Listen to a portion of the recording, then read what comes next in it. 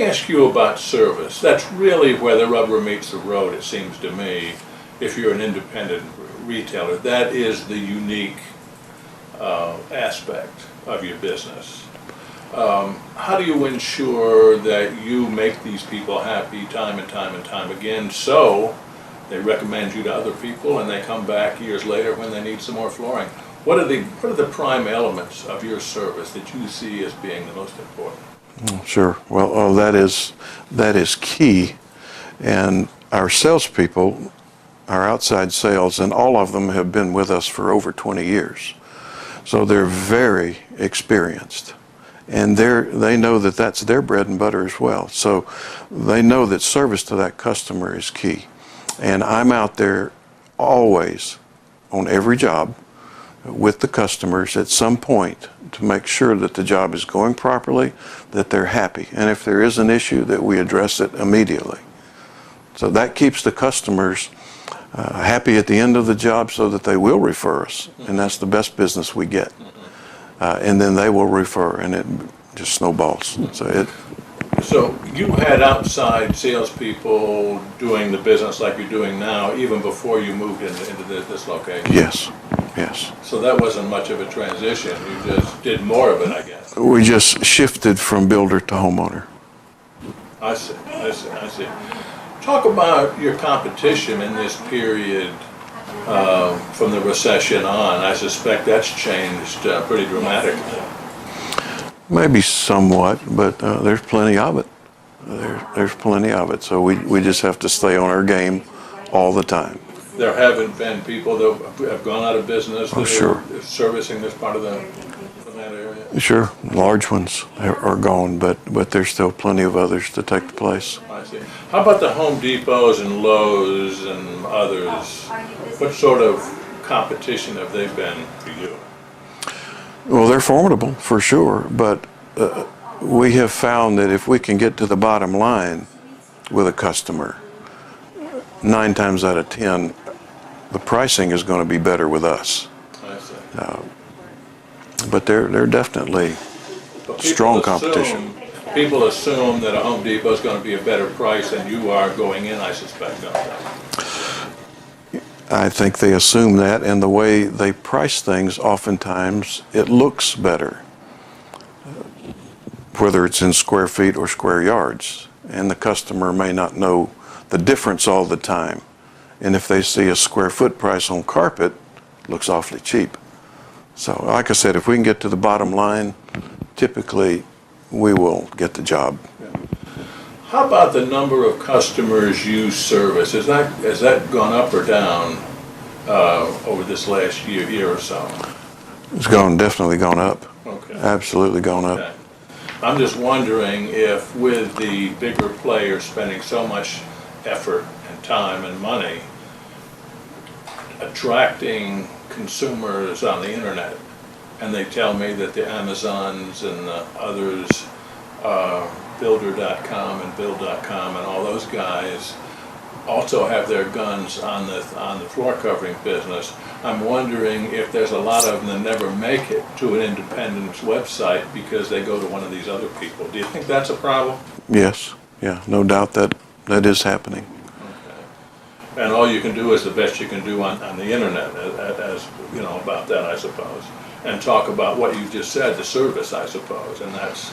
Well, that's what we are. We're a service company. I gotcha. Your website in general, I've been on your website before I came out here. You got a lot of information on it. As a matter of fact, one of the things I noted about your website that I don't in a lot of others, you explain the process, the good and the bad, and let people know before they even shop what some of the possible problems could be with installing a floor. I think that gives you a whole lot of credibility. Well, and that's part of the education process we have with our customers, because we're bound to tell them that the job we're doing is a major operation in their home. Things can happen. Be prepared. When we pull up this old floor, we may find something under there we're not expecting. This may happen. This could happen. So we try to educate them, because this is not a simple process. as some would have you believe.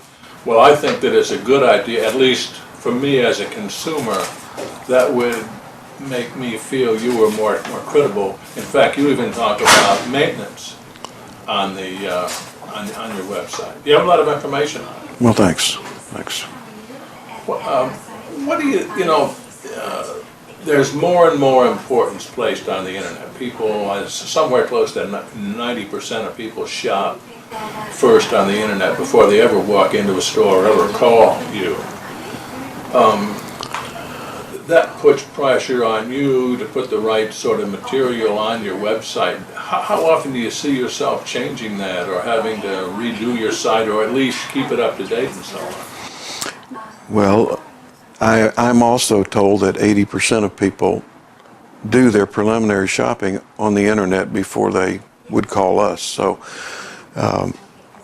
we have people who manage our website, and they know it. They know that business. And thank goodness it's not left up to me. But, so. Talk about your commercial business. We do work for several commercial companies, and we have just completed 3 high-rises down in Atlanta in the last couple of months, and that's very good business for us, and enjoy doing commercial business. And you've got salespeople on the street that basically concentrate on that? We do, yes. I see. Are you affiliated with anybody, a buying group, a mill, anybody like that? Well, we've had several mills in the past that we bought exclusively from, and still have a lot of the well-known manufacturers that we buy a lot of our materials from. I see, but you're not a Mohawk affiliate or a Shaw affiliate or a Carpet One dealer or anything like that? I mean, we are dealers for Shaw and Mohawk and Beaulieu and Dreamweaver and Lexmark and many, many others. I got you. Non-floor covering products, is that something that you handle or ever thought about handling? Yes, we do some and are looking into others now, such as cabinets and countertops. We do stairs and stair parts. I see. But that may be something, and I guess, is your mind at this point towards expansion or towards, to ensure growth in the future, moving into something that you're not in now? Possibly, yeah. If it's a symbiotic product, yes. Cabinetry, countertops, I think those would be naturals for us. I see. A lot of customers want design assistance. They want somebody who can, well, this doesn't go with this, or this does go with this, or here would be a good design idea. Is that something your salespeople do in the field?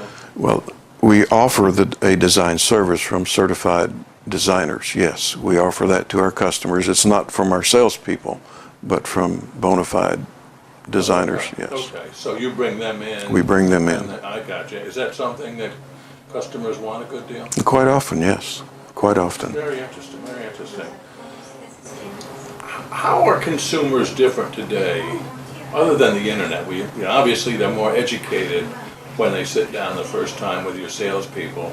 Do they expect different types of things now than they did 10, 15 years ago?